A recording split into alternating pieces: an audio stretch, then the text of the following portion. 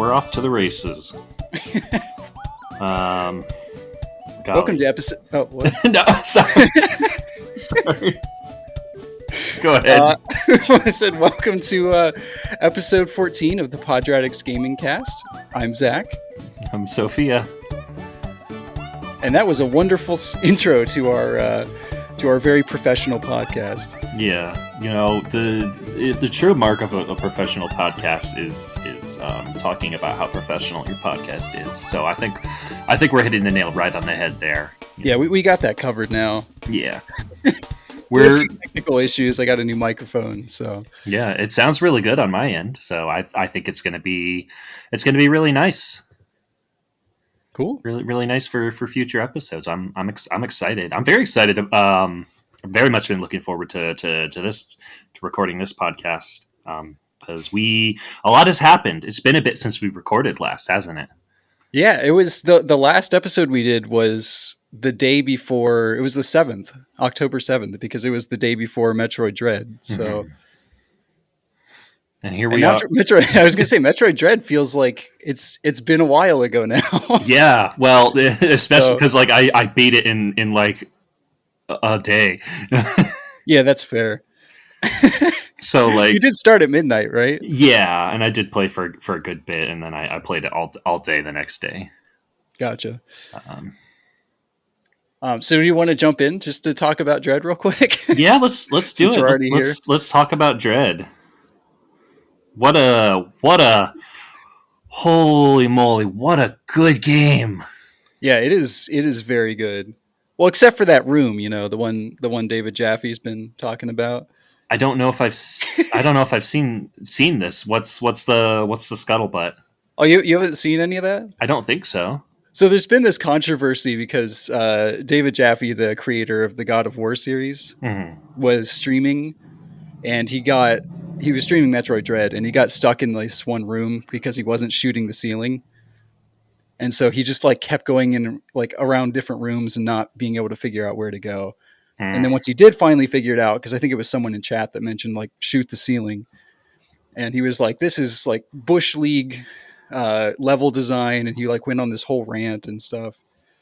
So jeez. He's one of the few people that didn't like it, I guess. Okay. I mean, has he played Metroid before? I don't know, because like on the one hand, if you're a seasoned veteran of Metroid, or even if you've only played like one of them, like yeah, hidden blocks are like a staple of the series. Right. That's in every single game, except Other M, right? Technically. Were there hidden blocks in? I don't think there were. Not so much hidden blocks as there were there were like background elements that were easy to overlook. Right. But as far as like the mainline 2D games, yeah, that's pretty standard. I don't know. That's never really bothered me. I guess because I just kind of enjoy taking my time in environments and just kind of poking around. Mm-hmm. Well, so. it's one of those things that it is a learning moment in the game. Right. It teaches you to look for those things. Exactly. Or it teaches you to expect for those things to be present. Right. So just backing up a little bit, I didn't mean to get off on the whole David Jaffe thing, but so you were saying this is probably up there with Super for you? I think so. I think this is, if I were to like do like a ranking of Metroid games, I think this would probably be, if not at the top, it would be very close to it. Now, is that including the Prime games, or are we just talking the 2D? Because I feel like Prime is just like a whole different. Prime is a very different kind of Metroid game. Yeah. So of the 2D of the 2D games, I think Dread is like one of the best for sure. Yeah, I think I still have Zero Mission as still probably my favorite, and I think I like Super a little bit more. I like the atmosphere more of Super, The Mhm. controls are definitely better in Dread, though, Yeah. for Well, sure. and Being able to like run and aim at the same time is like in any direction is phenomenal. yeah, and there are just like so many other like quality of life changes, like the ability to like slide under gaps. Which actually was the meme that I did see going around was like everybody was like, where's the morph ball? I should have had it by now. It was was that a was that your experience as well? Oh, for sure. It was a like brave choice on their part to leave the morph balls like about what was it, like a third of the way through the game or something. Yeah, almost halfway through. I did kind of like it though because they changed up a lot of the orders. Like you don't get the morph ball bombs like for until like the last third of the game, Hmm. and that's usually like one of the first things you get. The various suit was like a lot later in the game. Yeah. This the space jump was like almost towards the very end. It was one of the last items you get. Hmm. So yeah, I kind of liked that they kind of messed with Metroid fans' expectations. But I have like a couple friends that are not as big on this on the Metroid series, and they were fine with it. They didn't really even like notice it, Yeah. except maybe the morph ball. That one is like just iconic. Hmm. Yeah, it just it kind of in a way like it shook the series up in a little bit while also kind of like going back to its roots in a way. Right, right. Um, And just being it, able to slide like into a gap and then it instantly goes into morph ball mode. That is mhm. one of the best changes they could have possibly have made. Yeah, Rather well, than like and stand at the thing, then duck down, then roll in yeah, well, and keep your momentum going. and they did a similar thing once you do have the morph ball, where like if there's like a one block gap, if you just like moved against it and press the jump button, you'll just like climb into it and turn into a ball. Like you don't have to turn into a ball and then drop a bomb and then bounce into the hole and then you're on your way. Like Right. you And just to be go. fair, that was in Samus Returns, so that's technically not new to this one, but Okay. I haven't managed to go back to it because I'd forgotten why I haven't been playing my 3DS. It's because I bricked it. oh, Yeah, oh dang. because because I hacked it, and then Yeah. I foolishly tried to update it, and Oh now no. I've got a like a Oh no. it's giving me like a BIOS dump or something every time I try to Ah, turn it on. jeez. So I'm sure it's something that I can fix, but I'm not in the at the moment. I'm not like super interested in doing that. Okay. Not Um, even for Sticker Star? Sad to The say, best 3DS game? the best 3DS game, the best Paper Mario. Sad to say, not even that could pull me to fix my 3DS. Um anyways, back to Dread. So we were talking about the slide mechanic. I think Hmm. the only time that it kind of bothered me was that they have morph ball set to ZL, which is the same as slide, Yeah, and that's super nice when you're standing still. But if you have any momentum and you're just trying to turn into a morph ball and then you slide by accident, that happened to me quite a few times. I started yeah, to get used to it by the end, but yeah. It was a little tricky for me as well. I kept finding myself like I kept forgetting that ZL turns you into the morph ball, and I would just do like I would just like crouch down and then down again into the morph yeah, ball. And there was only like once. Oh, sorry. I kept forgetting that I didn't have to do that anymore. Right. Yeah, it was only once I like tried to start implementing the ZL morph ball that I ran across that issue. So, Yeah. but yeah, the movement in this game is really good. Samus is super fast. You have like the new dodge ability Hmm. by holding A and then moving the control stick left or right, which you can Yeah. do in midair as well. It really kind of gives the game a little bit of a Hollow Knight feel to it almost, which I'm sure you appreciated. A One of little my bit, but I really appreciated it nonetheless, and it certainly came in handy against the bosses. Oh yeah, yeah.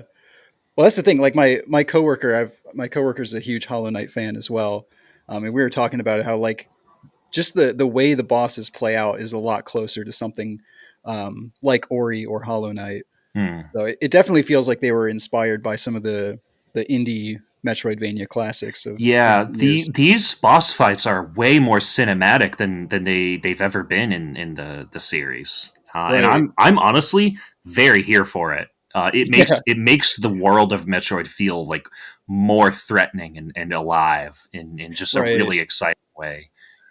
And not only that, but they're more difficult in a good way. Hmm. Like not in the cheap like oh like that thing is just going to you have to find like a corner to crouch into avoid Yeah, dying. Like it feels the really really good to get really really good at fighting these bosses. yeah, yeah.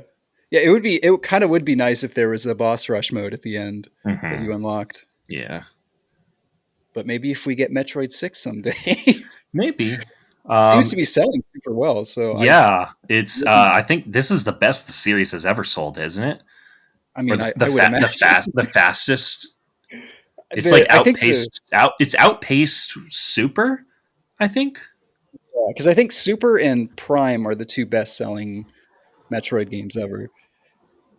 it's so wild. Like to think that like I mean, if this doesn't send like a clear signal to Nintendo, then like I don't know what will. I keep I until we hear like what Nintendo's plans for Metroid are. I've got this chibi robo sized fear in my heart for the series, and do so well. Like kind of quiets that fear a little bit, but still, you know, there's that worry. You never know what Nintendo's going to do. Right. At least they didn't actually chibi robo it and make it like Federation Force. If that game doesn't sell, then we're not going to make any more games in the series. Yeah, it's just like I mean, it's that's how so they did with scary. chibi It's so robo. scary though because like those came out at around like a similar time. They did. So it was just like it felt like the writing was on the wall. But I'm just extremely happy that Dread is a thing. I don't know if we want to like go. It's surreal playing playing like ever since I've been a Metroid fan, there has not been a new 2D Metroid game. There have been two remakes, right? Zero Mission and Samus Returns, but there hasn't been like a real mainline one since I started playing it. Mhm. So this is like a very crazy moment for me. Yeah, And honestly, like while I'd love to see the series continue, like this is not a bad one to go out on, even if it did end here. yeah, for sure. It feels like it really does a good job of kind of like closing off the series. Like I can Especially see that ending. that yeah with that ending like they I can see they left room to continue the story, but also would I would be satisfied if this were it. Right, right. um but Yeah, I feel like this I is hope not, but also if that's what ended up happening, I think that I would be satisfied with it. for sure, for sure.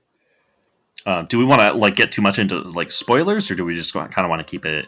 I think because it's still so recent, we should probably avoid spoilers Okay, maybe we'll put it on the wheel and we can talk about it in full at some point. Yeah, at yeah. some point. But Because I'd like to do a replay. Like I haven't felt this way about a game in a while, but like every once in a while, there's that Nintendo game that comes around that just feels special. mhm. Like that kind of game that's like I'm playing a classic, you know.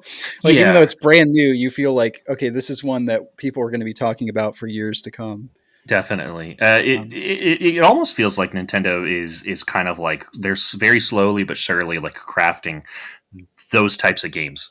Like we got Breath of the Wild and then Mario Odyssey, but like both of those feel like very like monumental titles in their respective series. yeah, And now we've got Metroid. So I don't know. They also did Yoshi's Crafted World, so I mean, and Kirby Star Allies. So like, who can really say what they're doing? I mean those games are fun, but Yeah, but it's no Woolly they don't World have the same sort of like that grand like feel. Like like Woolly this is World did. yeah, like this is an important title. Like this is going to matter Yeah, years down the road. I don't I'm know. a huge fan of Woolly World. If Yeah, you can't tell, I wish that Woolly World were on the Switch because that just looks like Such a good. It looks like such a good game. There's a uglier version on 3DS. Ooh, I have one of those. I could just obtain a copy. Yeah. What else have you been playing? Um. So yeah, other than Dread, obviously, which I Yeah, finished way later. I was like super busy, so I was only able to play like little bits of it, and then it started to get into the game jam time, and that was like, which we'll talk about later. But yeah, at that point, it was like, okay, I'm not going to finish this game anytime soon. But and I think we both 100%ed it, right? yeah. Okay. Did you start hard mode? I started hard mode. I'm not that far into it, but I'm kind of picking away at it a little bit. Okay. I have a bunch of other games that I'm playing, but I'll let you talk about your stuff before I get into my bundle. Okay. And I did finally get the amiibo, the Metroid Dread amiibo. Oh, nice. I ordered them the day of on the 8th, and I got Hmm. them like 2 days ago. So What do those do? I don't even know. I Oh, think they give you like I think the first time you use them like per playthrough, it gives you an extra energy tank and an extra missile plus tank. hmm. That which like given how much damage enemies do in these games, like that's in Dread compared to the old games, that's not a whole lot. Yeah. And then like you can scan them once a day, and the box says like you can replenish missiles and health by doing it. I talked to my coworker who also has them and tested it out, and they give you like anywhere from 50 health to like maybe 100. Oh, So like it can give you like a hit, maybe. hmm. So it doesn't sound super useful. It just kind of Okay. seems like if you're in a boss fight and you're like, I think it's about to die, but I'm about to die too. I'll just take one extra hit, you know. Yeah. But I think this it's really interesting. Like I was kind of noticing that like at no point did it feel like I was too strong. yeah, It felt like for the sure. world was constantly a threat in some way. Like I was never that much stronger than the world. Right. Oh, before we move on, do you Well, want until to? you get the screw attack, and then everything just is vaporized by your touch. But to be fair, that's every game in the Metroid series. Yeah. I had a friend who like dabbled in some of the Metroid games before, but like this was their first like real like chance to play through an entire game. Mhm. And they like messaged me the screw attack is OP. As soon as they got it, I was like, yeah, that's in every game. Just tearing through That's everything. just the screw attack. Yeah, Um, that's why they save it for last. yeah. Um, do we want to talk about the Emmys though? Not the Um, award show. yeah, I skipped out on that one. Yeah, I thought this was really neat. It kind of felt like a response in a way to criticism of the SAX infusion. Hmm. The my only complaint is the fact that like there are dedicated zones. It would have been cool if this was an entity that was like scouring the entire map. I Hmm. understand why, like from a technical standpoint, that isn't possible because the way these things move around and interact, and there's a lot of them.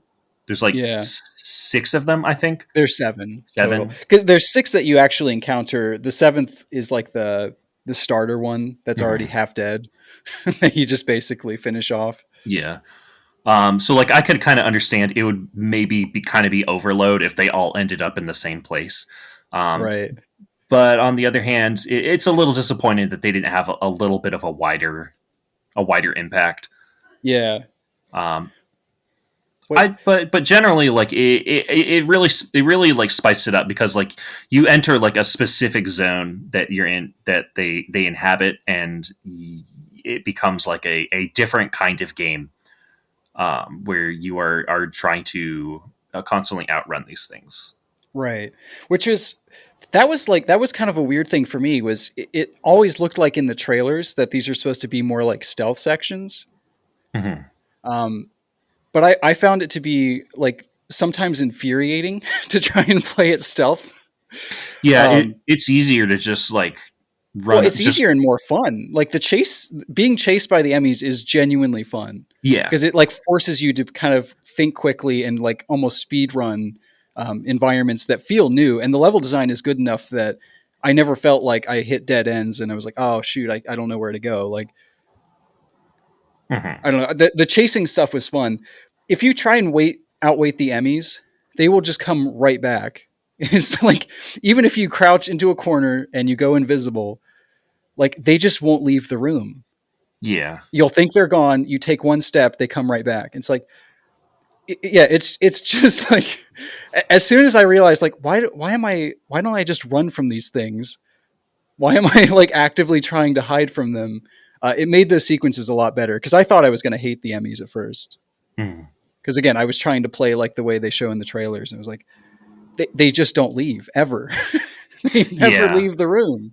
And it can sometimes make for some really like tense moments, especially because like the invisibility will start to eat into your health, Right. and so like they hang around for like a good bit. They will like stay facing where you were last standing for Right. like a while, and it's just like watching your health like drip down as they like slowly start to leave. It makes for some pretty tense moments, but also it yeah, it's like it's just fun. It's just fun to be chased by them. It's fun to like run around and jump off of things to just move very quickly, and smoothly. Yeah. So like And it it's feels like that's how it was set up too, because you'll mhm. enter an area like, oh, here's a new Emmy zone, and it'll just be there. Like there's no tension or whatever. Like I do feel like if they were trying to outdo the SAX, they definitely failed in that regard. Mhm. Just because like there's never tension when the creature's right there, Yeah, like ready to kill you as soon as you go in the room. Um, but yeah, it's like not only will you if you try and outweight them, like they'll crawl away and they'll get off screen and they'll even like disappear from your mini map. You're like, okay, I don't hear them anymore. You'll take like two steps and then you'll hear the noise again. Like, here it comes. So, yeah, and your meter hasn't your Aeon gauge hasn't like recharged since then. So, hmm so the only Emmy that I genuinely disliked was the yellow one because of how fast it was. yeah, Because it's that one kind of forces you to play more stealth, and I thought hmm that was like the weakest part of the game. But other than that, yeah. Overall, I'm glad that they're here. They spice it up and they mix up the gameplay enough, so that it doesn't become monotonous. yeah, And I think that's really valuable. hmm But in terms of like what I think what they were trying to do by making like a tense monster, I think it does a little bit better in some respects than the SAX because it shows up more often. yeah, But also being relegated to specific zones, kind of like kind of cripples it a little bit. yeah. And again, the chase sequences are fun, unlike the one forced SAX chase sequence. Yeah, That one is just not fun. The one where you have to like bomb specific wall parts while it's just running in. yeah. But overall, I would rather have them than not. Oh yeah, for sure, for sure. Okay, so I guess we can move on to the other the other Yeah. games. Let's talk about some of the other stuff that we've got. So I just recently started Ghosts and Goblins Resurrection because this Mhm. seemed like the proper time to play that.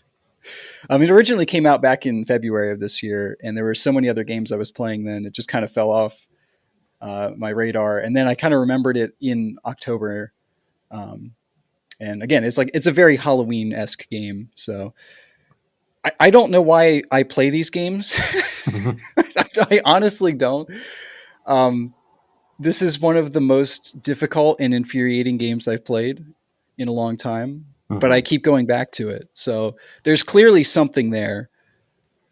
Yeah, As best I can figure, it's that like the Ghosts and Goblins games are extremely difficult and unfair at times, but never feel quite impossible. Like that's I guess that's why I'm drawn to them. Is like every time I die, I'm like, well, okay, I could have been up there, and then jumped and thrown a spear at that thing, and then that would have saved me from dying. But yeah, it's just as unfair and unforgiving as all of the other games, if not more so. This one has 4 difficulty levels, and I immediately went for the hardest one. I couldn't get past the first level. I couldn't Hmm. make it to the first checkpoint. So I assume there was a checkpoint, but you have 2 hits and then you're just dead. Um, Bummer. and this is on the legend difficulty. I feel like this is the hardest game in the series, which is, I mean, that's really something given the arcade game, the NES game, Ghouls and Ghosts on Genesis, Super Ghouls and Ghosts on Super Nintendo. Like, this one is actually harder than those. That's wild. I I don't. Yeah, I don't really understand the appeal. Like, I guess I shouldn't say I don't understand. These kinds of games are not for me. I like the aesthetics of these types of games. I Yeah, think the music and graphics are a lot of fun. But I don't get much satisfaction out of like repeatedly throwing myself upon a spike. Um, and yeah, it's not like the thing that is especially about ghouls and ghosts that frustrates me. I haven't played this new one, but if it's anything like the previous ones, just this there other than like the layout of the levels, nothing is ever the same. yeah, Enemies constantly spawn in new and unpredictable ways, so yep, there's no way to learn like the route. There's no way to learn a route because like right. that can instantly be shot, like slapped out of your hands at a moment's notice without any warning at all. Yeah, that's exactly how it is here. The Just like the other games, like the zombies will pop up out of the ground in random places. Birds will appear in different areas. Some of the enemies will spawn the same, but it's usually like the larger enemies, and those are the ones that you rarely get hit by. It's always like the small flying enemies or Yeah, just like things that pop out of walls and the ground, and um, it yeah, it and the it seems. bosses. Sorry, Go ahead. Go ahead. I was gonna say the bosses have a lot of RNG as well. Um, I'm stuck right now on this Cerberus dog boss, and I just had to walk away from it. Like, I probably spent like 40 minutes on just the boss fight, making very little progress until I'm on the final stage. But it's like it has these attacks, and I just don't know. Like, there's no tell like where it's going to be, how it's going to go. Like, there's one where it just races across the screen and leaves fire behind it, and there's all these platforms, and it'll like be at a diagonal angle usually, but you don't know like where its starting place is or where it's going. So you have, and the screen is the arena is bigger than the screen is showing, so you'll never see it coming. Yeah, You just kind of have to like react to it. I And then it think. has a move where it just jumps on a platform, but you have no idea which one it's going to be. So like, you Yeah, might change to a platform like, oh, I'll get away from it, and it's choosing that platform. So it's like kind of garbage game design, but I weirdly like it. I don't know how to explain it. yeah. It's like it doesn't matter how skilled you are, you could still just be totally unlucky, Yeah. or totally lucky, and it like that just feels incredibly frustrating to like bash your head against. It feels like the type of game that was designed for people who hate themselves. Maybe I'm one of those people. I don't know. But yeah, so I've been playing that. It definitely has the atmosphere. It has the classic like trees and castles and stuff. Mhm. Um, so this is definitely the right time to be playing it, if ever there were one. Arguably, there just isn't. Now's the time Yeah. to grind your bones into dust. Yeah, this is like, honestly, I moved down to Squire, right? Because there's Legend, which is the hardest, then Night difficulty, Squire, and then there's the easy mode, which is Page. So I started a second file on Squire, and even that, like, that just brings it down to as hard as the other games. I So have never liked this convention of like making the difficulty demeaning. Like, you gonna play it easy mode? You total stupid baby idiot. yeah, and like they even give you 4 hits, which is different. Like that's already way Oh easier wow, than, and it's still just as hard as the other games. Like even with 4 hits. So yeah, I don't jeez. know. Legend is just like Legend. This game on Legend might be the hardest game I've ever played in my life. On Legend, you can just die immediately, and that's normal. It's Extreme Legend. That's where it just like it starts and you're dead. Yeah. Oh, you should have tried harder. You should have just gotten a better roll. You just start as the pile of bones. Oh, guess you weren't good enough. Yeah, so I've been playing that. It sounds interesting. I will say that. Yeah, I I got it can. on sale too, so I felt a little better about that. Okay. So I've also been playing. I just started playing the new DLC for Hyrule Warriors: Age of Calamity. Mhm. That just came out yesterday, so I just started playing it today. I've mostly been doing stuff like post game stuff and stuff from the last DLC expansion because a lot of the new stuff is super high level Mhm. and it's very easy to get distracted in that game because there's so I much going on. I didn't that was they talked about it in the most recent direct, right? Hmm. Okay. Yeah. I was just so uninterested that I didn't pay attention to it. So like what kind of stuff is in that? So that's I honestly I don't know. I wasn't paying a lot of attention either. I just know there's a Okay. new story. Um, there's a new story expansion that I'm definitely going to have to check out. I Given the way the game ended, I'm not sure where it's going to go, Hmm. but I have. If you don't know, this is I guess kind of a spoiler for Age of Calamity, but it branches the timeline again. Okay. I mean, the original was already kind of a retcon of Breath of the Wild's timeline, right? Wait, what? Is it like the story as written in Age of Calamity was already kind of a retcon of um, Breath of the Wild's timeline? Well, it's a timeline split.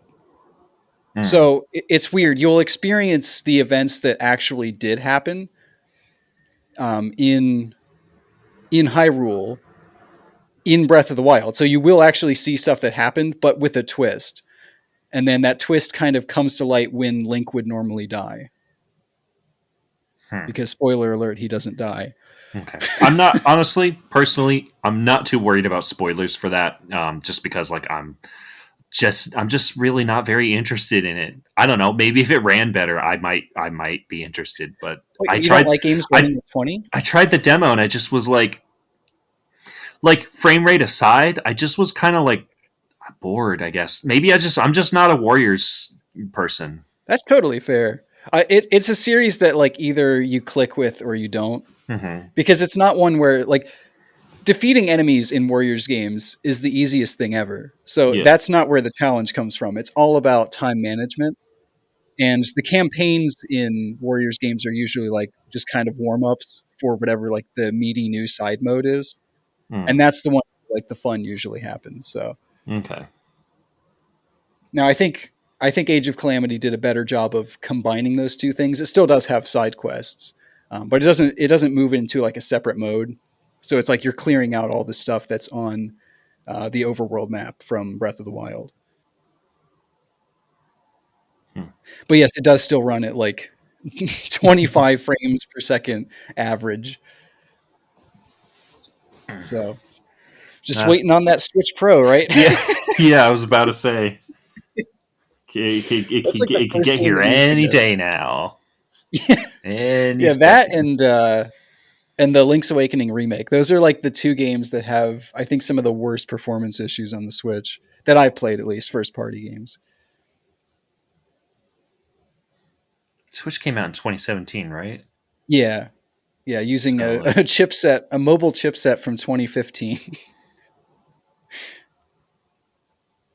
could really use something more powerful now.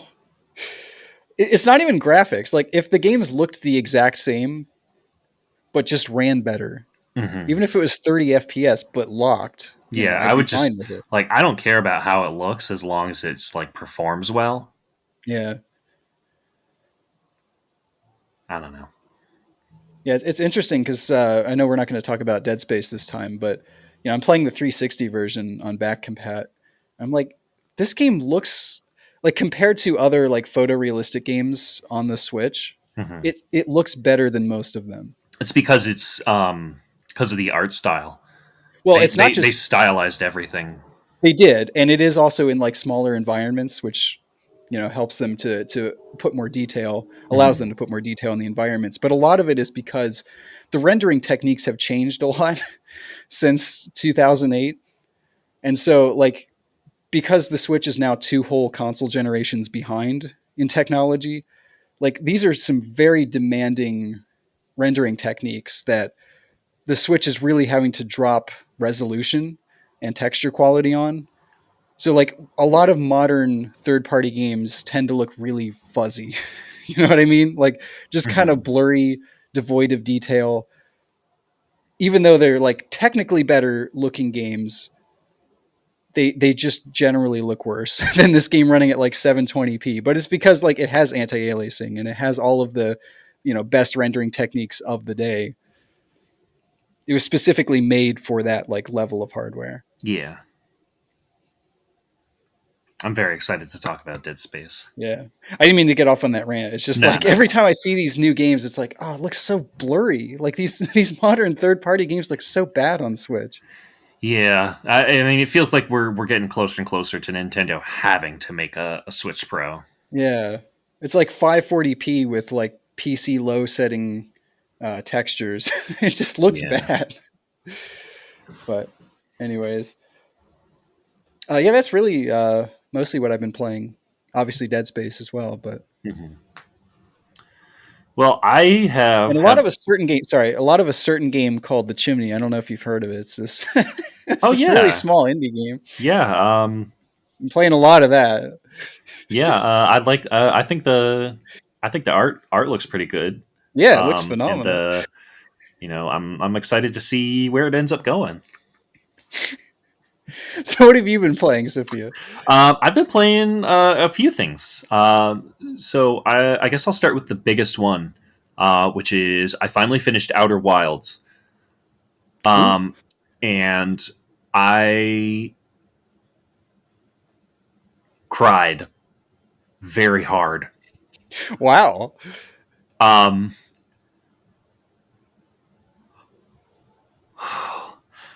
I have to be very careful Yeah.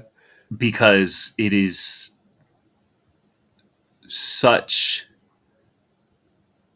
it is such a beautiful game. It It sounds like it's very difficult to talk about it, and it's explain, yeah, it really is. Um, but we'll do it once we get it in the on the yeah, game club. I'm just like I want to talk about it very badly, but also like it is such a special game. It is one of those games that like you cannot tell someone about. That like you have. It's one of those games where like you have to play it. You have to play it, and then we can talk about it. Gotcha. Well, Um, it is in rotation, so yeah. It hit me hard in a special way. Um, it, I would say if you're gonna play it, if you haven't already, the DLC Echoes of the Eye came out recently.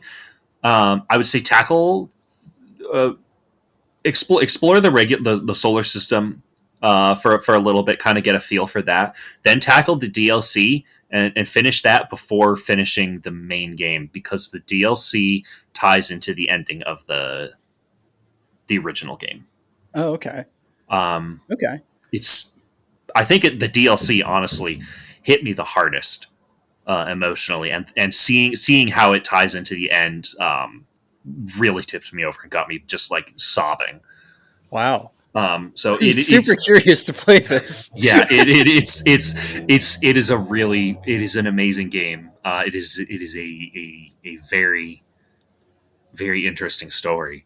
Um, and It I sounds just like it. I don't want to give like, it's very hard to recommend it though, because like you can't talk too much about it. Yeah. Yeah, that makes sense.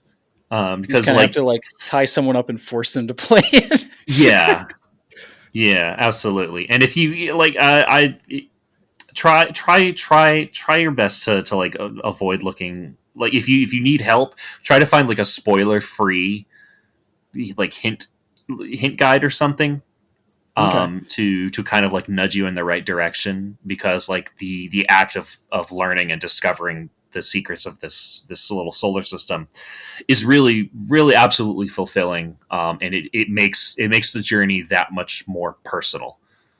Hmm. I had my girlfriend, this is like her favorite game in the whole world, and she was like, I don't think I could have done this without her, kind of like nudging me in the right directions. Oh, okay. um, I will say, even without that, you do have a really handy tool. Your little spaceship's computer will keep track of everything that you learn, and it does like a kind of like thread board, of everything that you've learned and how it connects to everything else. Oh So yeah, like, I if think you, you were telling me that. yeah, if you ever get lost, you can just kind of look over your rumors, and see, it will tell you if like there is more to uncover in a certain place. Gotcha. So you can kind of use that to poke around. But I absolutely recommend it. I also understand personally, it is a very hard game to play, just because of the nature of it. It does not hold your hand at all, other than the computer. There are no like objective markers. You, Okay. Is there any you kind of have, combat, or is this just like an exploration? yeah, it's exploration. Okay. I will say there is, without like really going too much into it, the DLC does have like some sort of like stealth sections, Okay. but there is no combat. That's cool. There are no aliens. There are no monsters. It is just you and the environments. So it's kind of like a. You still die. You can get hurt. Like gravity and momentum and stuff like that. Um, Okay. can very much hurt you. You can fall into the sun. Oh dang. So stuff like that. Or you can bump your ship into something really hard and explode. Um, so like, it is not a safe solar system, but it is also not a hostile one. Okay. I mean, that sounds super interesting. And I'm always down for like a good sci-fi exploration game. So Yeah, it is. it sounds amazing. Just go. Oh my word. That was so It's loud. Saturday night. Yeah, the police don't hand out tickets on weekends. Yeah, that's right. That's right. So Yeah, just go in with like an open mind and into an adventurer's heart, and you will, once you finish it, you will. If you don't come away crying, then like, what's the matter with you? Play it again. it's like the Reggie, what's wrong with you? Yeah. um, yeah. So I very much want to talk about it at some point, like in depth. We'll have to have like huge spoilers on the podcast. Yeah. Um, but that's the big one. What else? I picked up the rest of the Steam World games. Yeah, you did tell me about that. I was waiting to talk about those. Yeah. So I've had SteamWorld Dig on the Switch, and I got the first one on the 3DS when it came out. Well, not when it came out. When I got a 3DS, I got it. Gotcha. Um, I had it on Vita. ooh, I didn't. I forgot it was on Vita. Yeah. Um, A lot of the indies that I played from like anywhere from like 2012 to 2015 were like almost all on Vita for me. there were a lot of good games on Vita. Yeah, that was like It's my indie machine. it's so sad the Vita just was kind of dropped. Yeah. Um, but I got I went ahead and I got the first one on the Switch. Um, I think the second one is a remarkable upgrade in every respect. I think it is just like a much tighter game. Hmm. It's a lot more fun. I think the first one still has like its charm for sure, Yeah. but the second one is far and away like an improvement. Oh, for sure. Yeah. I mean, there is something still about that first game, like just the atmosphere of it, Hmm. and how much more personal it is. Yeah. You know, just because Also, like there's so many less characters and stuff. yeah, and I think the But first one is it has more of a random generation element to it. yeah, it Like does. there's For still sure. like preset areas and like places and whatnot, but like overall the layout of like monsters and rocks and ore is kind of like scrambled. Right. Second one, I don't think it is as much. It might be. I'm not sure. I've played it like 3 or 4 times Oh already. wow. Yeah, I really really like it. It has just like a really fun loop to it. Yeah. Um, but I also got SteamWorld Quest and SteamWorld Heist. Okay. Have you Um, played both of them? I have played both of them, and I will say I've played a lot more of SteamWorld Heist than I have of Quest. Interesting. Um, I like both of them. They're both very different games, but I think Heist is more compelling. I want to say it's because Quest. I'm not super feeling these characters so much. It is very early on. It feels kind of too goofy. But Heist feels really, really, really good. Yeah. I talked to you about Quest, didn't I? I th- I think probably, but I don't remember what you said about it. Okay. It was like first off, I didn't care for the story or characters.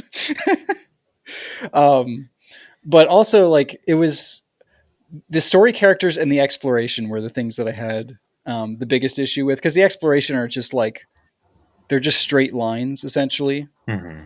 and then kind of like they branch off, but they're always still like just straight lines. Yeah, I think they were trying to go for something similar to Paper Mario, but there's always been more depth in the Paper Mario areas than that. Um, yeah. it was Well, weird because I thought that was going to be the thing that I would be like that I would enjoy the most about the game, and I was kind of dreading the combat because I heard it had cards in it. Um, but I ended up like absolutely loving the combat system, and mhm. then not liking anything else about the game. So Yeah, that's kind of where I am at with it. Like, I'm gonna try and play it through because I really do like the combat. It it's so feels good. yeah, it feels like you really have to. This is what Sticker Star should have done. I'll say it. I'll say it. This is what Sticker Star and I guess Color Splash as well should have done, Yeah. and Origami King probably, but I haven't played that one. Well, that one has a completely different combat system, but Yeah. But like you have 8 cards, and you have to try and You have 3 characters, and they can each have uh, 8 of their own cards, and I think you draw.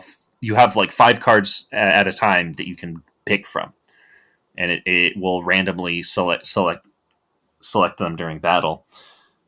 So you have to like try and stack your own deck going into battle. I there were like some battles where like I wouldn't be able to get through, and I would like have to re-strategize and be like, okay, well, I need a lot of effect type cards. I need a mm-hmm. lot of mending cards, stuff like that.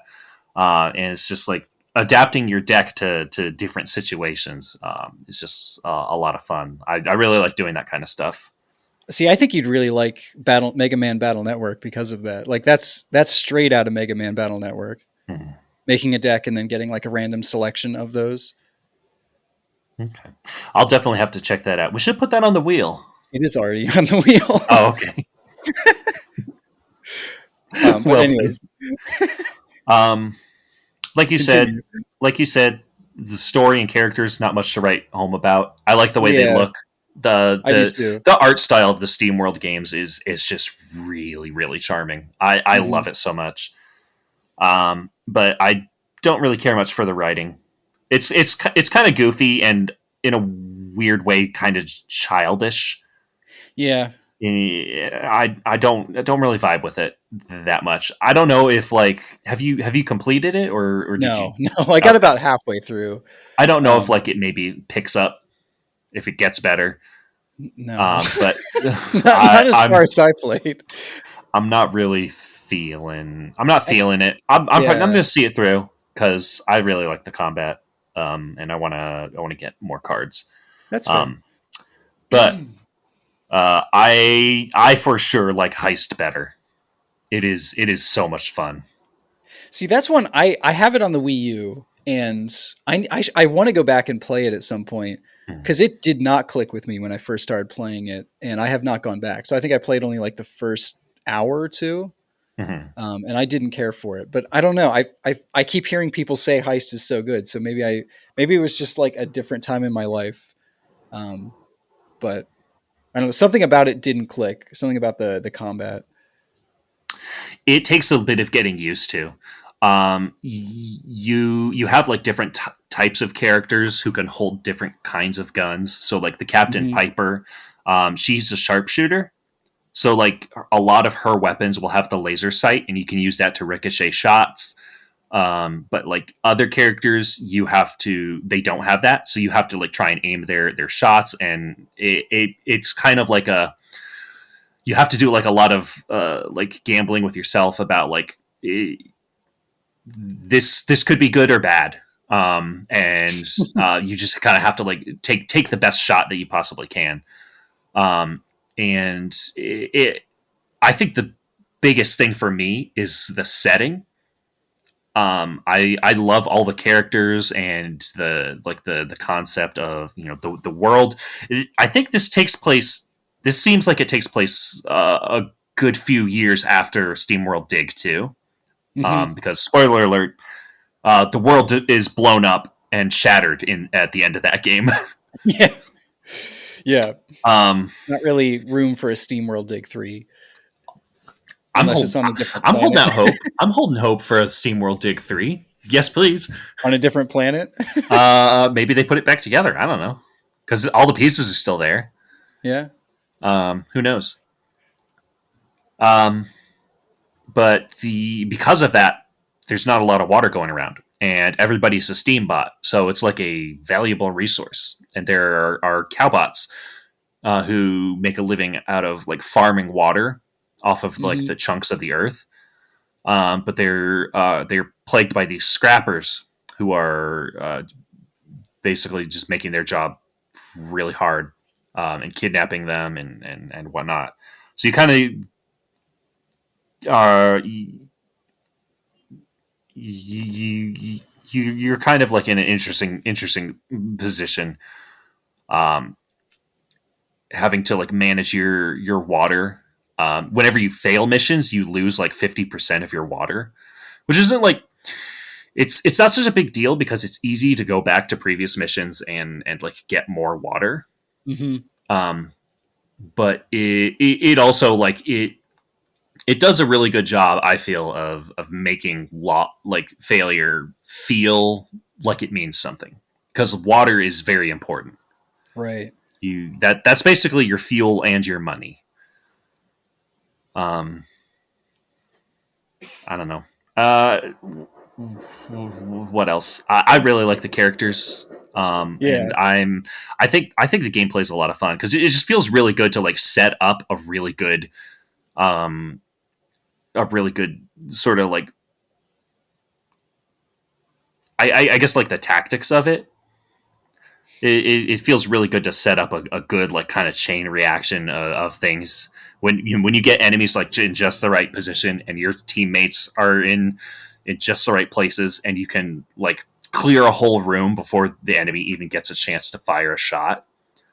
Right. Feels really good, and also like it is devastating when one of your team members falls, because that drastically puts the odds against you.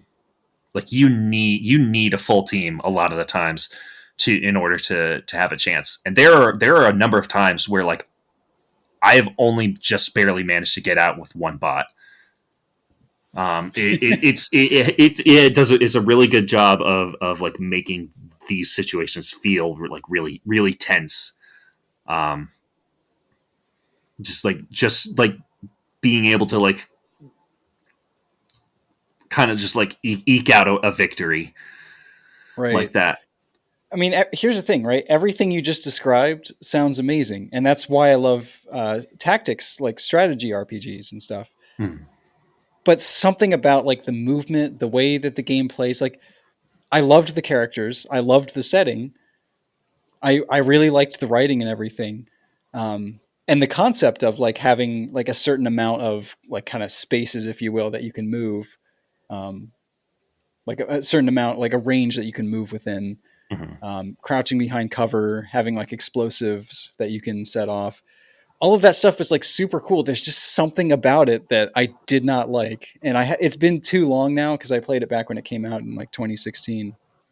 I can't remember exactly why. There was just something about it that I didn't like. But yeah, that whole experience you just explained was like that's why I love, Mario plus Rabbids and Fire Emblem and Advance Wars. So like I should love this game, and I just never got into it. Hmm. But I know a lot of other people did, and I'm glad you're enjoying it.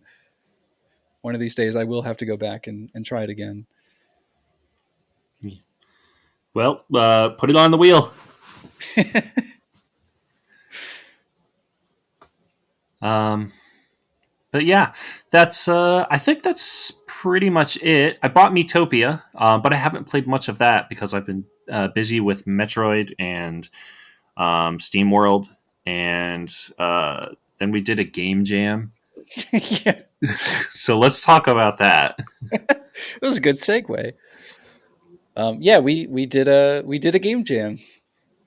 It was my first game jam, right? It was your technically second, really first, I guess. I'm gonna say I'm gonna tap out on the technicality. I'm gonna say this was my first one because while I was technically involved in a game jam, I had so little to do with that project that like I might as well just not have been involved. I was Like going to ask, did you actually do any? I don't think I even made any art for it. Like I think I made a song and it didn't even like they like tapped out at like day 3, just decided that they couldn't do it. How So long like was it? it was like 5-day game jam. Okay. So like I don't know. She was decided that she was gonna try to like whole cloth make a block pushing system, and just realized halfway through the jam that she just couldn't do it. Uh, Instead of just using anyway, yeah. So that's yeah, neither here nor there. yeah. But This was both of our, we'll say both of our first game jams. yeah, Um, I don't know how we get started with this. Like it's such a we had broad to. topic. Well, let's kind of talk about the jam a little bit. What was it? What was it called? I always forget the name of it. It was like Scream It's the Fest. Scream Jam 2021, Okay. It was hosted on itch.io.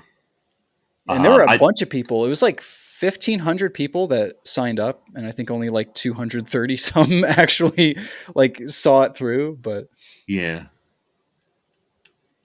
Oh, and I just realized voting is should be ending soon, right? very soon, yeah. I think there's only a few hours left. I've been playing a few of them and doing my ratings. I feel like I should. Yeah. I feel kind of bad I never joined the server because it would be neat to talk with people and Yeah. hear what other people are saying. I know I mean, you've I got to see, yeah, because we've gotten quite a bit of feedback, so I try and respond to everyone that jumps in. It's mostly all the same stuff. Like we didn't finish it. It's just content in an overworld. And there have been like 3 different people. Like, is the music broken?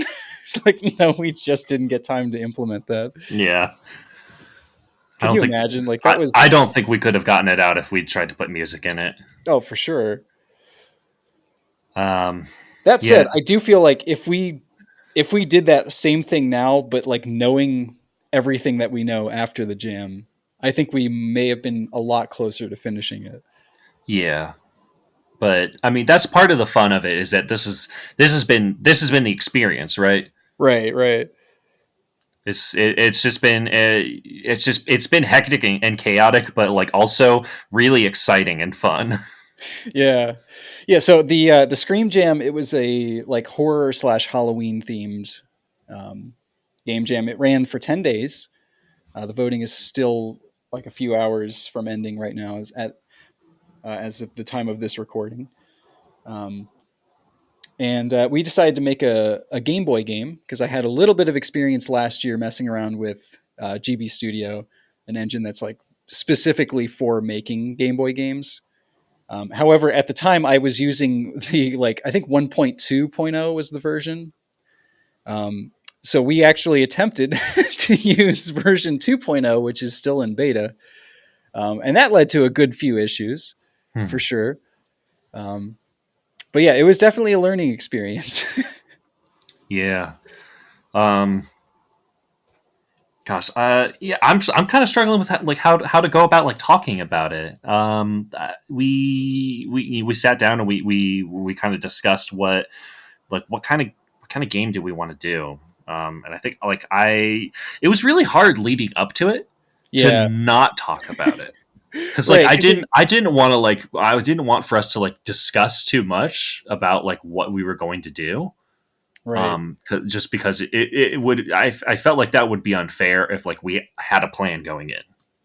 Yeah, they said like some light planning, which I think we did with like the engine and whatnot. Hmm. Um, but they said like don't they didn't want you to like plan out your game beforehand Yeah, to have like your step by step guide of how you're going to make your dream game here in 10 days. yeah. So jam started and we kind of hit the ground running Right. on coming up with stuff.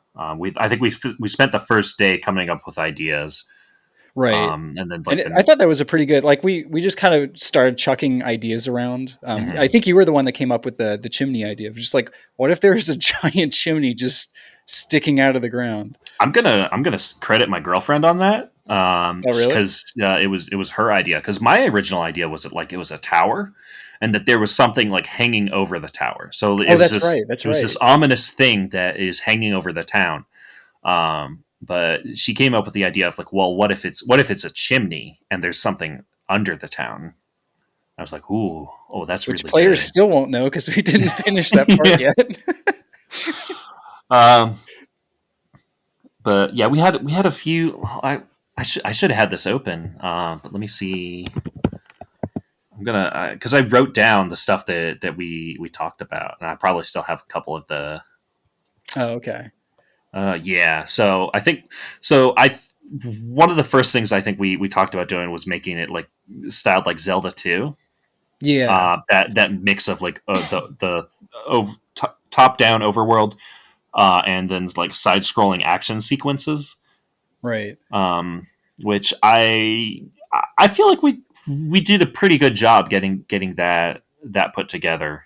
Yeah, I always feel like that style of game that mixes like side scrolling and overhead, I always think that feels like almost more 3D, right? Like it feels more like an adventure to me than just like either of those two styles alone. Yeah, it adds like a sense of like depth, Right. to it. It lets you it makes it feel like you're exploring like a different dimension in a way. Hmm. Yeah, you're getting That's to really see good. things from a different perspective. Hmm.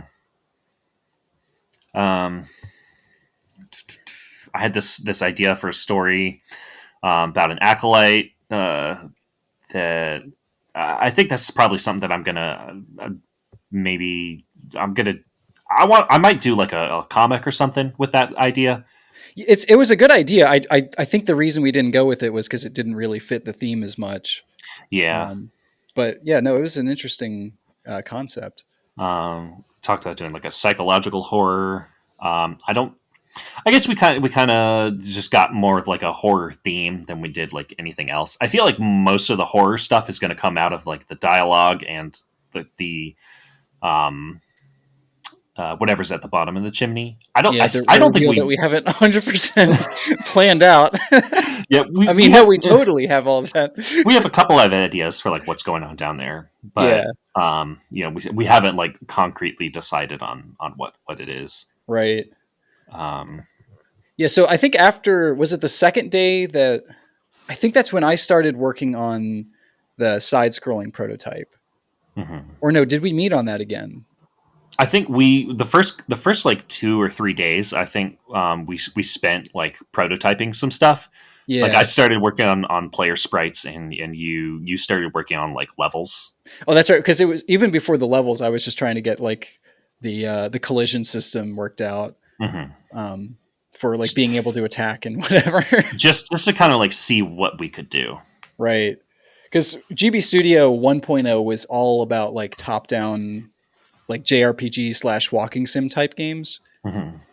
And 2.0 added the addition of platforming, shoot 'em up, and what's the other one? Point and click, I think. Yeah. So I kind of thought that it was, when I saw the trailer, that it was just kind of open ended then, but you pick that like specific genre and then it sets it up for that. And that's kind of where things started to fall apart, because I don't think the programmer of the engine has worked everything out for each of those genres, because there's some stuff that just didn't work right, in the platforming section, even stuff that worked then in the top down 2D. So I guess that was a good lesson to learn. Don't use an engine that's in beta currently. Yeah, we hit a snag like right in the middle of the jam. Oh yeah, that was With the what was it again? The enemies were like no, it was before that. first. It was an input. First, it was an input delay. There was like 4 seconds of a delay before it would start accepting button Yeah, inputs. and then it kept growing as I did other things, and I couldn't figure out what was going. I still don't know what was happening. My initial thought was that it was reading, because I had I had some like piranha plant enemies, that I had basically move to a specific point and then wait 2 seconds and then drop back down and then wait 2 seconds and then that cycle would repeat. So I thought it was like taking the 2 second wait from those enemies and somehow like bleeding out to the player, but I couldn't find any evidence of that happening. Um, and basically, what I figured out is, for whatever reason, um, it seems to be a glitch that is caused by a few different means, and it doesn't seem to have any bearing on what you're doing. It's just like something I learned. Okay, this makes that glitch occur, and then just avoid doing that thing. Including, I kept trying to reset the screen, and whenever that happened, it would add a 40-second input delay. Oh, jeez. So I was like, I timed it. I thought the game locked up, but no. After like 40 seconds of wiggling back and forth, it did finally let me start playing it. And then like right after that, then it was the enemies that kept changing their XY positions. Hmm. So it was the same enemies that I was working with. I had them, the way that you should program it, right, is to program a global function and then call that by each individual enemy, right? So that you Hmm. don't have to rewrite the script every single time for every enemy. You make one function for that one enemy type and then you just call it. That's how Right. you program things. So I kept trying to do that, but the way that, so I had it move relative to a certain spot, and I set that spot. And so it would just kind of move like wherever the enemy that I placed was, it would move relative to that XY coordinate. But for whatever reason, whenever you died, if the enemy was like raising up, like moving its initial script to like move relative to that position, if it was in its like topmost position, when you hit it, it would now take that death position as its new baseline for which to move relative to. So you get this effect of like the plants just kind of like Rising flying up out of off. the ground. Yeah, flying up out of the ground. And I could not like between that and the input delay, I was like, I don't know if we can do this. I thought we might have to like just quit the jam. Like it was bad. Because I kept trying so many different ways to work around it. And I eventually, the solution I landed on was to individually set the XY coordinates for where each enemy moves. So like I set every single enemy in the game, I had to set the specific XY coordinates on that scene for where it should move. Hmm. So I was able to reuse the script just by copy pasting it, but I still had to like check the individual XY coordinates every single time and then Yeah, test it just to make sure it worked. that's just not efficient, and Right. also probably like resource intensive, right? Yeah, yeah, for sure. Because also like I had it so I programmed it so that on update it would snap back to its coordinates. I was like, well, if I change that for every enemy, at least I don't have to program like every single like space of its movement, like Hmm. plot everything out with the XY coordinates. I just have to do it once for each enemy. And it would like whenever the enemy would then be was like off screen, it would be culled, and then when it would go like when it would reappear on the screen, it would take the last on input from when you died. So if it had already like glitched up and moved out of its position, it would do like one more screwed up movement and then like just teleport down to the right position.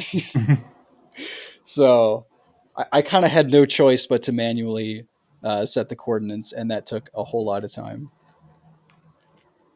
So I blame that as to like why we didn't have more features done by the end of the game. Yeah, that took you like a couple of days to iron out, didn't it? Yeah, and then like anytime I had to do more complex movement, like the bats or whatever, that was a huge pain because I wanted them to like move up and down at a diagonal angle. So I had to keep like setting that diagonal movement and having to input each XY coordinate every for each like part of that movement. So if it moves like 8 different places before returning to the beginning of the script, I had to set each XY coordinate for each like all 8 positions that it moves to. So yeah, Cumbersome, to say the least. right. I think that was just an issue. I don't know if that's actually like an issue with the Game Boy or just the engine. I feel like it's the engine because I played other Game Boy games where that doesn't happen. Hmm.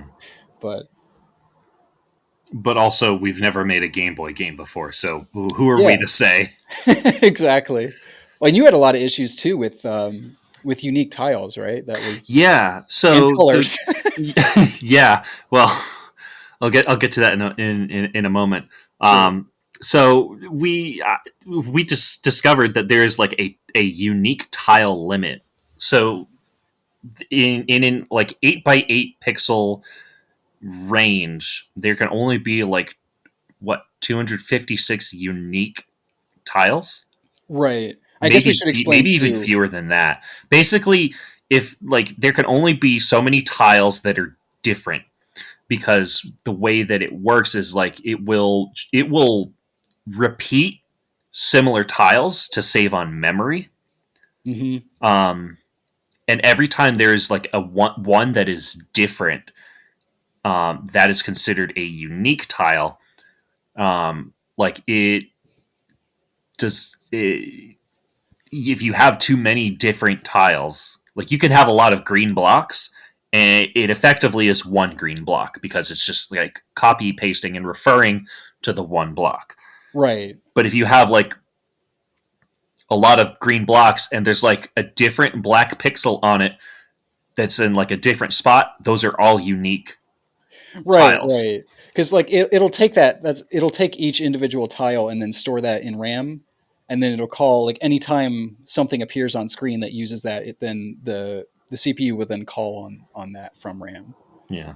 So I gained an appreciation for pixel artists of yore, having to put up with that stuff, and also like I'd always wondered because like we played Donkey Kong Country recently, and Yeah. like if you look too hard at it, like you'll notice like these like weird squares. Like you'll Yep. notice like weird squares of like pixels and whatnot that are just kind of like your eyes gloss over it, or during normal gameplay, you don't notice it. But like if you look too hard at it, like you will see those tiles.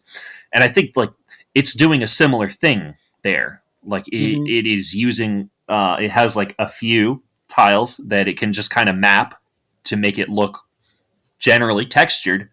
But if you look too closely at it, they all look different. Sorry, I kind of burped a little bit there. You're fine. Um, but so like I kind of get a new appreciation for like how like the like why games look like that Right. on older hardware.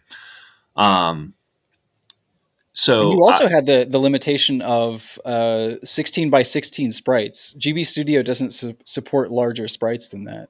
yeah, I tried to do a thing where like I just doubled up the size of the sprite, and it seems like by doing that you get like extra animation frames.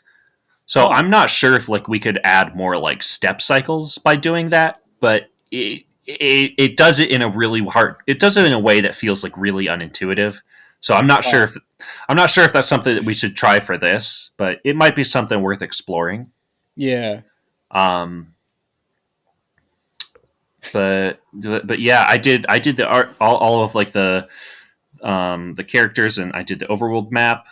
I found a tile set that like matched the dimensions, and I just like I opened up tiled and basically just kind of blocked out what the map was going to look like, and then I exported that and put it in Clip Studio, and I hand drew the map and all the assets like a mad woman. When you And told me that, I was like, oh my gosh, that sounds horrible. so like that's not as bad as it sounds, but it's also not very good because I was able to copy and paste a lot of assets as I was making them, Yeah. but also it was just more complicated than it needed to be. Um, I should try to make like an actual sprite sheet or tile sheet for the map. That might actually help with a lot of the issues that we were having with like unique tiles. Right. Um, And I guess but we didn't really talk about this, but the way it works is that Game Boy games have like two layers, the sprite layer and then the background layer. So Sophia was actually like drawing just the backgrounds, which has no collision whatsoever, and then I would go back in and then add the collision over where it made sense, mhm. and then the sprites then go on top of that. Yeah. So, I mean, I don't know how many people listen to this that are familiar with uh, like old 2D game development, but we didn't really mention that earlier. So, That's fair. Um, yeah. And then I find out like 2 days before release that I'd been reading the instructions for GB Studio wrong. So on in the documentation, it tells you like the required like the colors for sprites and backgrounds. So if, like there you have three colors and a fourth color that is considered transparent for sprites. And this whole time I was using those instructions for the backgrounds, not just like the character sprites, the backgrounds. So this whole time I was like, gee, it kind of sucks that I only have three colors, but like the actual Game Boy has four colors. And I clicked to the next page over one day and I was like, oh, oh, there is a fourth color. Oh, I'm an idiot.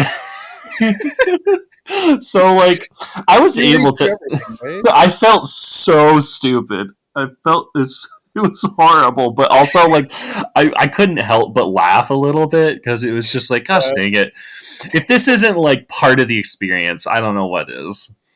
Having to learn that stuff just like on the fly. Yeah. So I was able to kind of like pull upwards from that. And it having a fourth color made things a lot easier.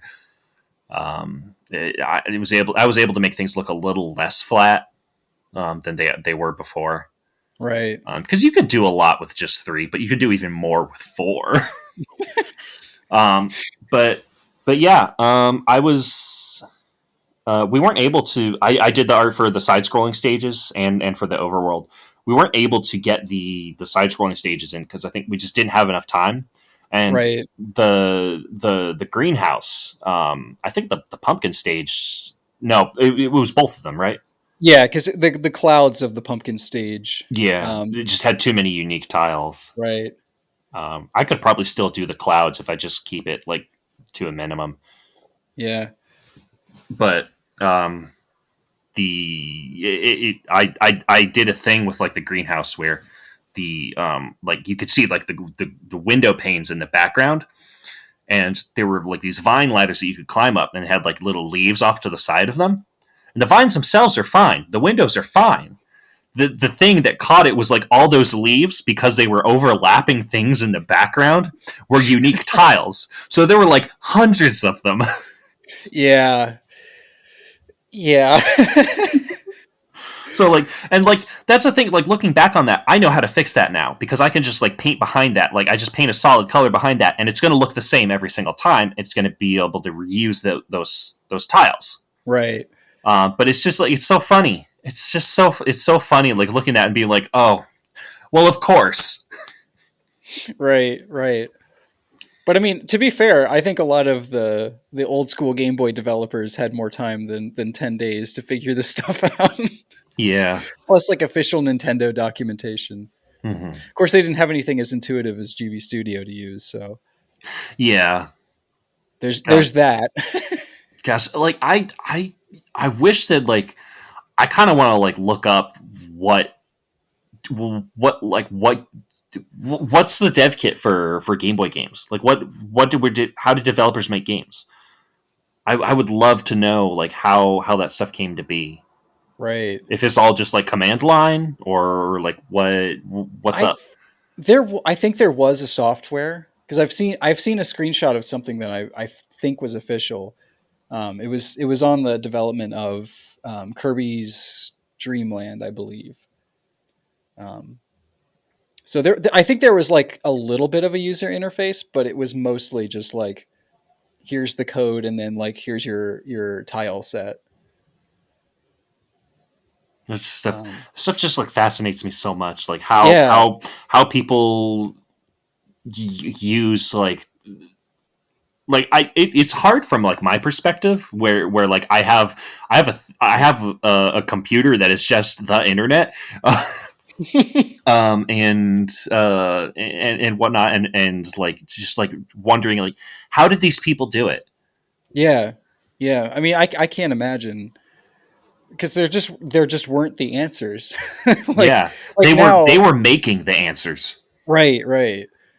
Like I'm a web developer by trade, and that's like anytime I get stuck on something, like oh, I don't know how to program this, like there are forums for that. There are already people who have run across this, asked the question online, and there are already answers to it.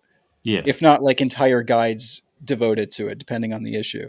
yeah, So it's like I mean, that's just how I learned to program. Was like I don't know how to do this. I'll look it up. Okay, now I know how to do it. But like yeah, I can't imagine. I no, had to look at I had to look up a lot of things on GB Studio already, and there's not a ton of documentation, and there's absolutely zero for 2.0, which is unfortunate. yeah. Um, It's so wild though because you were saying there are a lot of games made in it. yeah, yeah. I don't. I mean, there's quite a few that I think that still use 2.0. There's one that looks a lot like a Kirby game, Cherry Rescue, I believe. It's pretty simplistic, but it's a cute little platformer. I noticed it didn't have any moving platforms either. Yeah, that one of the that things took we me like wanted to do almost that was took me hours of like messing around to figure out it's just not possible. yeah, because one of the like the missions that we wanted to do was like a we wanted a platforming focus, a combat focus, and a puzzle focus, and then Right. they would all be combined on the ascent up the chimney. Um, there's only so much that you could do without moving platforms. Exactly. We I think you came up with this idea of just like you hit a switch and you like transition to basically another scene that is similar but like changed. So like the effect is that like you are altering the environment. You're saying you assume you're staying in the same place, but like your character, like in reality, is moving across different Right. rooms. Yeah, and I haven't been Um, able to implement that yet, but I think it's possible. And I think that's going to be the only way that we can do puzzles in in the side scrolling yeah, style. But yeah, so we got three. Well, no, we really got we really just got two levels done.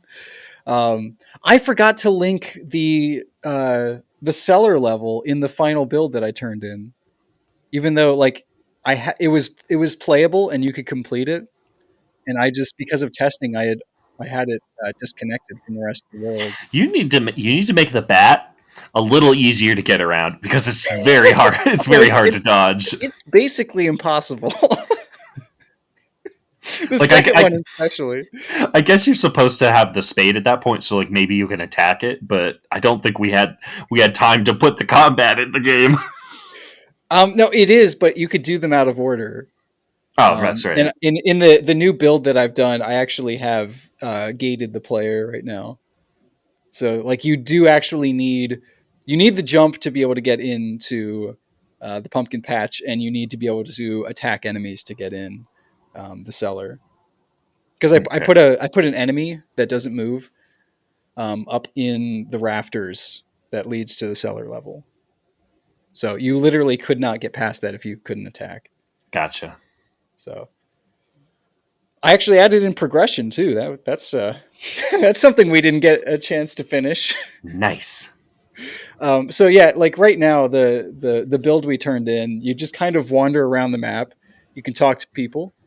Um, you get some clever writing, and you get to look at the art. And then there's two kind of finished platforming levels, one definitely unfinished, um, and that's it. So we did have like quite a few people like, what was I supposed to do? Did I miss some like big plot point or something? I was like, Just like no, it's no, just that's not coming. done. That's coming in version 2.0 or whatever. Yeah. But yeah, overall it was a really good experience. And every I think almost everyone who has given us feedback on our game has commented on how much they love the art style and the charming character design. So Yeah. I wanna I've gotten a lot of really positive feedback on it as well. Which has been really nice. oh yeah, that's did you play it for stream? Yeah, so I was streaming. Um, I do because I do a lot of live streams while I draw art. I work on commissions and stuff. Mm-hmm. Um, so I streamed while I was making assets for the game because streaming helps me focus on my work. The just the feeling of having someone watch me helps keep me focused. And so I had a handful of people who were like really excited about the game, and so like I linked it in the chat and I played it. So I got to walk around and see it all in action, and it was just like I had this big smile on my face. It just feel like even though like even though it was like super rushed, it still was like such an amazing feeling, like playing this thing that we'd been working on and being like, Yeah, oh my gosh, this is the thing that I've been making. the pumpkin rolls. The pumpkin, it's rolling. That's the dialogue. Yeah, no, there's like it was really good that I had you on the team because like I tend to be a little bit more pessimistic. I think I've told you that before, if that's Mhm. not already obvious. So it's like there are times I was just like, oh my gosh, like I didn't get enough done today. Like I would just be like really depressed on what I like walked away with doing that day.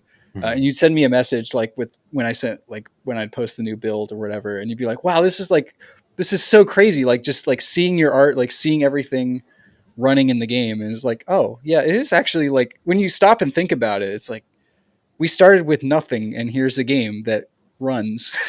Yeah, So it it's I don't know. It's really special in just like a really great way. yeah, I Like wish you'd been able to have your whole title screen, title card. Yeah, I drew this really nice title card, but it was That had like a billion yeah, unique because like tiles. I hand drew it instead of like trying to do pixel art. Like I hand drew it, like I had a textured brush and everything, and I used the same color so that it was compatible. But Yeah. because of like the just because there's just way too many unique tiles. Like I was looking in the forums, I was like, there's got to be a way that I can see what the unique tiles are, and I actually found there's a website that you can go to that you can like plug images in, and it will show you where the unique tiles are. That's so cool. And it's just like they're like I could see we were able to get like the top half where the actual title card is. That was it. We Yeah. were able to fit that in because it's mostly solid black. Um, Everything else is just like almost entirely unique tiles. Unless it's a solid color, it's a unique tile. Yeah. I even tried overriding it because it doesn't say you can't use this. It says like there might be issues with it if you try Mhm. and compile it with that. So I actually tried a build where I compiled it, and it literally just scrambles the tiles. So it's just like a bunch of weird tiles in random positions is what it displays. So yeah, unfortunately it wasn't usable, but the top half still looks nice enough. I think a lot of people were drawn to click on our game, in the like people in the game jam, just because of how nice that looked compared to a lot of other people's thumbnails. Yeah. I mean, there were some other really good ones. I'm not saying ours was necessarily the best, but it stood out among a lot of, like, there was one that was just an orange square as their thumbnail. I was like, yeah, probably not getting a lot of clicks there. Yeah. I I'm I am I'm just really proud of the art that I made for this. Like I kind of like I felt I think similar to how you were feeling. Just kind of like I kept feeling like maybe like I wasn't doing enough. Like I would like walk away from working on stuff and it's like I could have done more. I could have like made more sprites or like like but like looking back on it like realistically I think like this was my first game jam Yeah. and I was like working on it like to the last minute. Like there was a moment where you're like, hey, I need you to give me a spike, and I was like, I got you, and I said it like a minute later. It was within a minute. It was like the fastest. I heard the Discord message notification sound as I'm working on something. I was like, I just sent that. It's already done. Yeah. It was yeah, at the end there, you were like throwing, like, I had all these last minute requests, and it was just like within a minute or two it was done. So yeah, we turned our game in, with a minute and 32 seconds left on the clock. So it was a very nerve wracking experience. Yeah, I Because was I like, almost turned in our one of the test builds um, that I'd shared just for Sophia for testing purposes, mhm. and like with like 2 minutes and 30 seconds left, I was like, oh shoot, I almost turned in that build, the super broken one. Um, so then I had to like find the page, update everything, wait for it to update, save it, and then turn it in. Yeah, So it was like really nerve. Like I can only imagine what it was like on your end, because like you were like it was all up to you right in the end, and on my end like. I'd done like everything that I could do. Like there wasn't enough time for me to like make more sprites. yeah. I just like I was just like kind of on call, like just watching the clock tick down. I think I do it a little bit. I sent you that drawing of my persona, just like sitting there, just kind of twiddling her thumbs while the clock ticks behind her, and like all the papers scrawled around her. Yeah. Well, you did an amazing job in the last few moments. I had to, the NPCs and dialogue were not added until the last 40 minutes. So I had Yeah, to I figure out like how the text system worked and everything within those last oh gosh, 30 minutes, because there's limitations for that too. mm, Only so many characters that can be, in each text box. So I had to kind of like creatively move the words around so it still made sense or still had some flow. I hadn't I even may not have considered that. I may not have done perfectly, but it was all I could do in the time limit. So but yeah, Well, it was just nice to you have. did a really good job. Like I was worried, but like you pulled through, and it. I still like I still can't get like we made something. We made Yeah, something. we made a video game. Yeah, it was a very surreal uh, moment. I still remember like I was after we turned it in. I was like, let's just hop on the voice chat for a moment because like my hands were shaking. I was struggling to type out messages, but Yeah, yeah, it was a weird experience, but very fun. yeah. I would definitely I want to do this again sometime. Yeah, I was going to actually end with that, asking if that was something you'd consider doing again. Absolutely. I had so much fun doing this. I had such a positive experience with it. I hope you did it as well. Oh, I did. Yeah. I mean, there were definitely the high points and low points, right? Yeah, The glitches with the engine and not being able to do moving platforms. Also, figuring out like, was it the last day that I messaged you like enemies don't respawn when you die? yeah, it was like really close. Because I was playtesting it and I was like, I was so used to like I knew where every enemy was, so I wasn't even like really dying much. And so once I added the combat in, I was like, okay, yeah, that just works. I just been testing to make sure things could disappear and not. Not that they came back. Right, right, and they still don't. By the way, right now, it's something I'm still working on. But yeah, it's kind of nice now though. Like I've worked on the game probably 3 or 4 days this week. Um, Sometimes for just a half hour, sometimes for a couple hours. But it's kind of nice to have that base to work off of. You know, Hmm. like I can sit at my computer, go, what do I want to work on right now, and then just work on that one thing for as long as it takes, or move on to something else without the stress. Yeah, But I think I don't know if we would have gotten this done if we didn't have that time limit. So yeah, and also like I keep thinking like I kind of have run this dialogue through my head where I'm like it, a lot of our problems would probably have been solved if we could just use something like Stencil or Game Maker. yeah, But then I'm like, but I don't feel like we made like we would have. I don't think we would have gotten nothing out of it. But like I think we got something special out of this experience working with GB Studio, like with yeah, such strict limits. It has been an enlightening experience to say the least. right. And now I'm very familiar with GB Studio. I know all of its limitations. You know all its tricks and traps. I know how the glitches work. I don't know how. I don't know. I still don't know what activates them. But You know you understand the glitches well enough to tiptoe around them. exactly, like sleeping monsters or something that Yeah, you have to creep around. You know they're yeah. there. You don't know why they're there, but If you could you just kind just of build a wall around them, it'll be fine. It's fine. Don't worry about it. exactly. So, do you have any final thoughts on the chimney or the game jam? I'm really proud of what we were able to accomplish in such a short time, especially for our first game. I'm Right. excited to keep working on it, um, and finish it up, get it as good as we want it to be. I hope that we can work on more projects like this down the Yeah, line. for sure.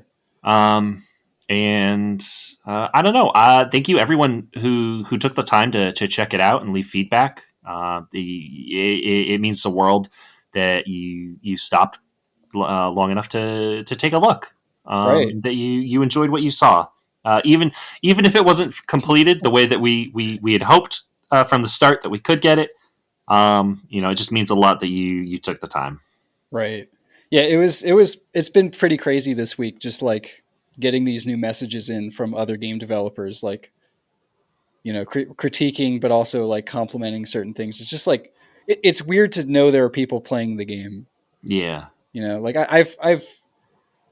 I've worked on other like smaller projects that like no one ever plays. So it's just kind of like weird to know that someone's actually playing, especially another developer. and they've been like super nice. I will say that, like everyone that's been in the Scream Jam that's left feedback, there hasn't been anything like this game is frustrating. I don't know what to do. Like it wasn't like that. They were giving like actual genuine feedback That's and being very awesome. positive, being like, I really hope you guys get the chance to like really polish this thing up. So Yeah. Next time, I need to make an effort to actually like join the Discord for yeah, something like yeah, that, because like I you were my only like point of contact for what people were saying about it, and like what when I showed the game to people, like they would talk to me, of course, but like right, you're kind of the face of the whole thing. right. Whether I wanted to be or not, yeah, But yeah, yeah, I don't know what else to say. I had a lot of fun, and yeah. I hope we could do it again sometime. Please look forward to the finished game. Yes. We'll probably put a link in the description, so Yeah, if you're listening to this, you can check it out. And depending on when you listen to it, it may be done. yeah, that's true. If you're listening to this in the future, yeah. Yeah. Is Metroid 6 out yet? Is Silk Song out yet? Please, I want to play Silk Song. The game has been on, like, has gone completely dark. I Yeah. think they just announced it too early, but hmm Well, it was. This is completely off topic. I think it was like an original. It was going to be like DLC for the main game, but it got so mm, big that they just decided it was going to be its own game. gotcha. Yeah, it's also like announcing things too early. Like I kind of get it now. Where like we Mhm. haven't done anything where like we have to like be quiet on a project and then choose when we want to announce it and make a trailer for it and advertise. Like we haven't done anything like that, but I could see now like more of the temptation of wanting to show off what you have, Mhm. especially once like something as clean as that initial Silk Song trailer. Yeah. so so are we wrapping up the show here? um.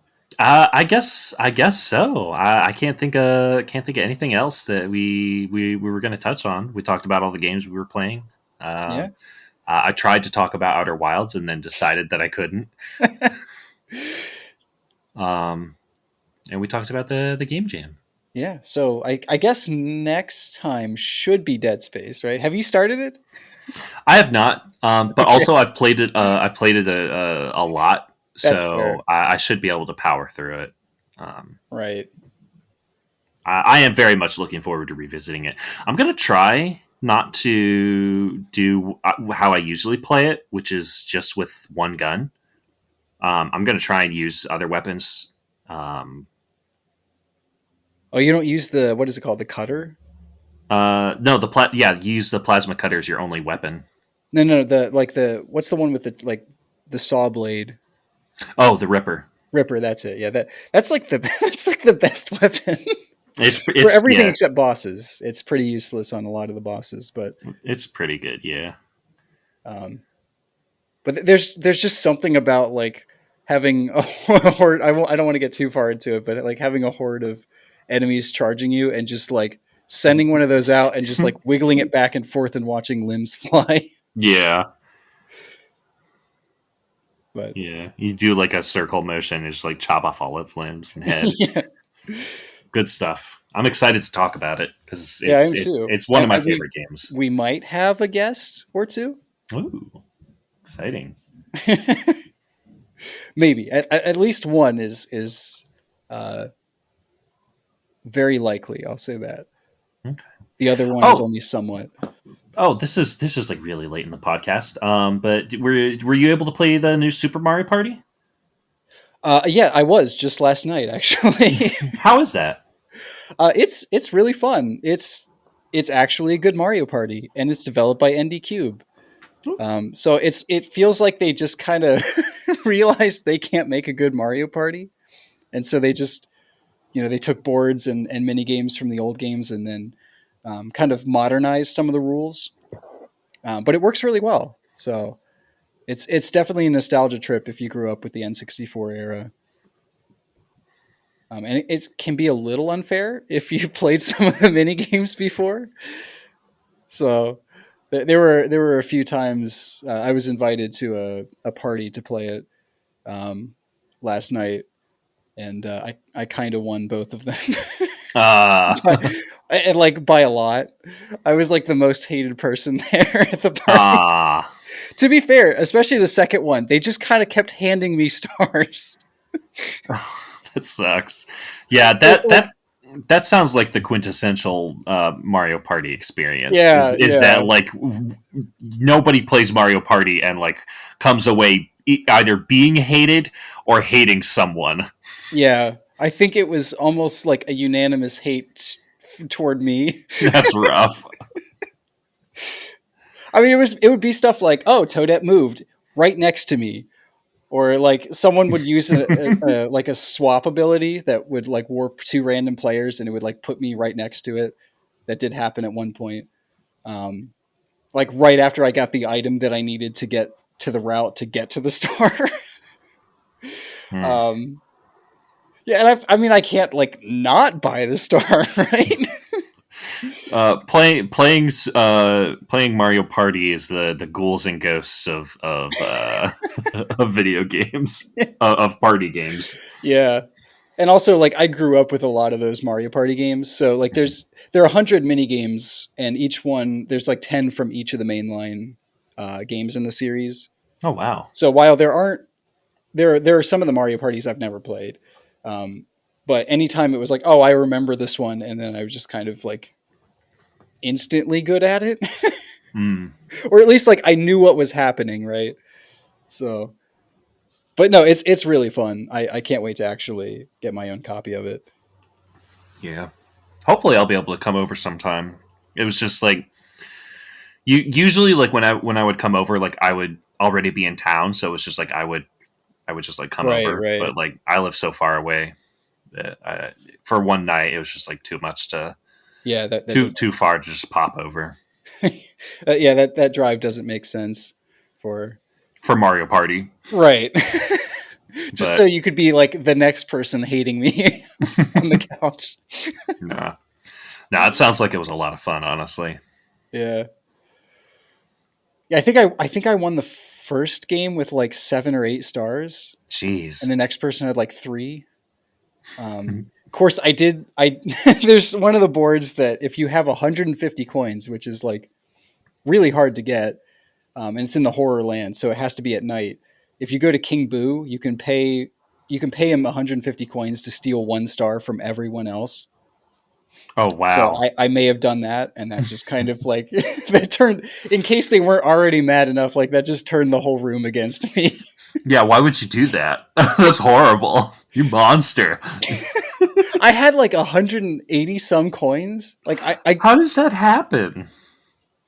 I just kept landing on spaces, and they just kept giving me coins. Jeez. This And then game we is kept getting broken. we kept getting the coin mini games too. I don't know if you're familiar with that, but like Mario Party games, there's usually like um they're pretty rare, but they just kept popping up where like it's a mini game, but you get to keep the coins that you got in that mini game.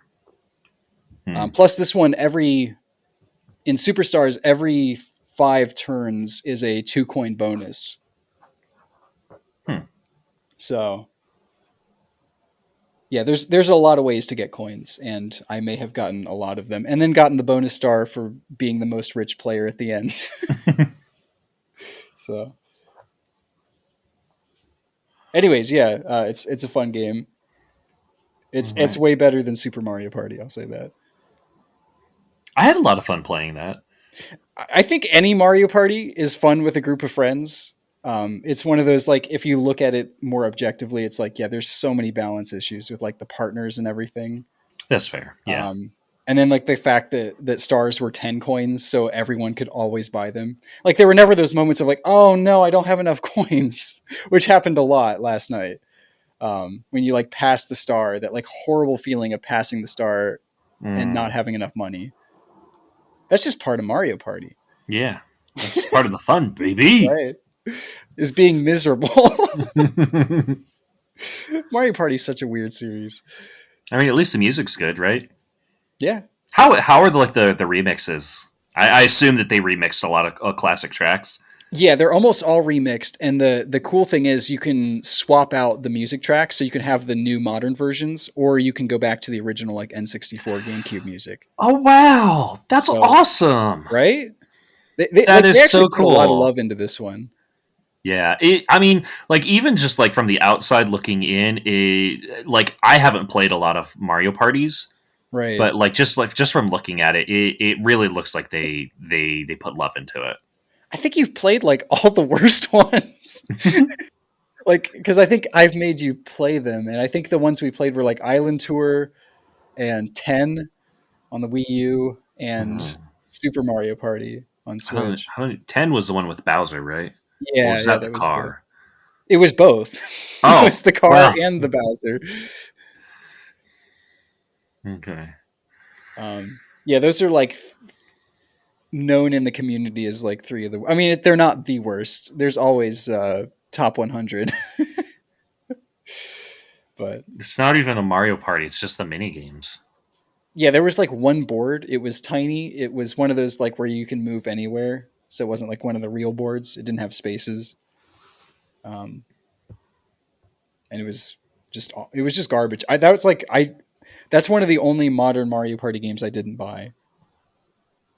Like I even had fun with Island Tour and I'm trying to remember what the other one was. There's another one. Star Rush? Yeah, that's it.